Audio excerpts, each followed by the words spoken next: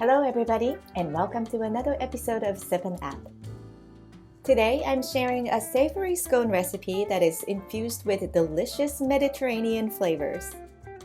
While I do love sweet scones with my morning coffee, these buttery, salty bites will be a perfect addition to your baking repertoire as we officially enter the cozy soup and stew season here in North America. I will also be showing you how I shape my scones in a rather unusual way without using a rolling pin to ensure that perfect tender texture every time. So follow me to the kitchen and let's get started. We'll begin by caramelizing the onions. If you watched a few of my other videos, it is no surprise that I love caramelized onions. And every time I make them, I use this little time-saving hack by microwaving the diced onions with a bit of butter and salt before transferring them into a pan. From here, saute the onions on medium-high heat until they reach a dark golden brown color.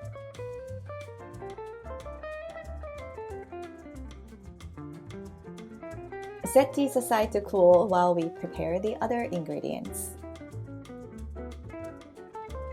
Roughly chop some Kalamata olives, followed by sun-dried tomatoes and fresh rosemary.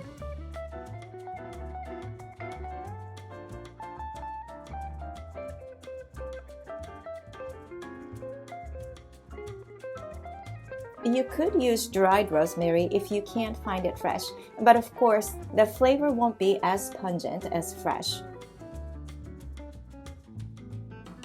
After you are done with the chopping, measure out the rest of the ingredients as listed in the description box below. And also preheat the oven to 400 degrees Fahrenheit. Now we're ready to mix the dough. Into the food processor, add flour, sugar, salt, and baking powder, and pulse it a few times just to incorporate the dried ingredients. Then drop in the rosemary and the cold cubed butter and pulse again for 10 times or so until it becomes a sandy texture.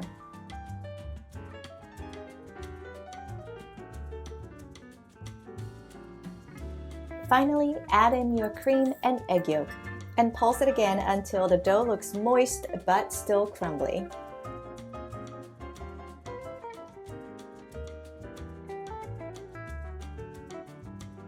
When you gently squeeze the dough with your fingers, it should stick together, and that's the texture you're looking for. Next, dump out the dough into a bowl and toss in those caramelized onions, sun-dried tomatoes, olives, and crumbled feta cheese.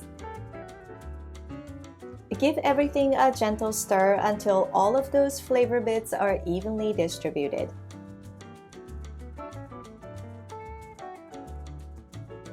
Now, if you're a traditionalist, go ahead and roll out the dough and cut them into whatever shapes you like. But for me, I like to scoop the dough into a round pastry cutter placed directly on a parchment-lined baking sheet. Then I press the top gently with something flat and carefully remove the cutter.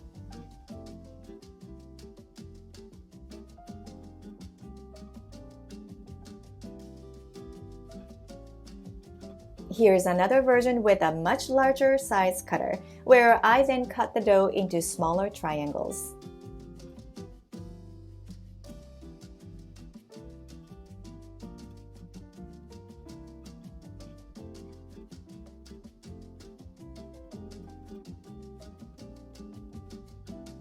I find that this method ensures that the dough doesn't get tough because you don't have to knead the dough or use extra flour. I can also experiment with different shaped cutters and sizes, which is always a fun bonus, especially if you are having themed parties. Now, this next step is optional, but if you have extra cream, you can brush the top of the scones before they go into the preheated oven for about 20 to 25 minutes.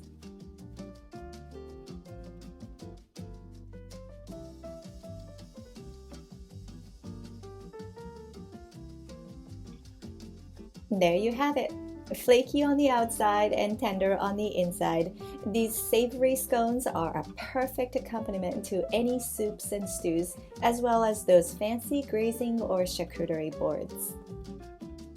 As for sipping suggestions today, I have to admit almost every drink will go well with the earthy flavors of the caramelized onions and rosemary, rich and creamy feta cheese, a salty pop from the olives, and the bright and tangy sun-dried tomatoes. So no matter how you serve them, this delicious twist on a classic scone recipe will guarantee to be a hit at any gathering.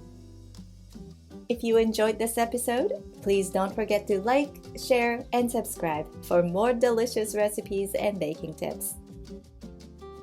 Thank you for joining me in the kitchen today. See you next time.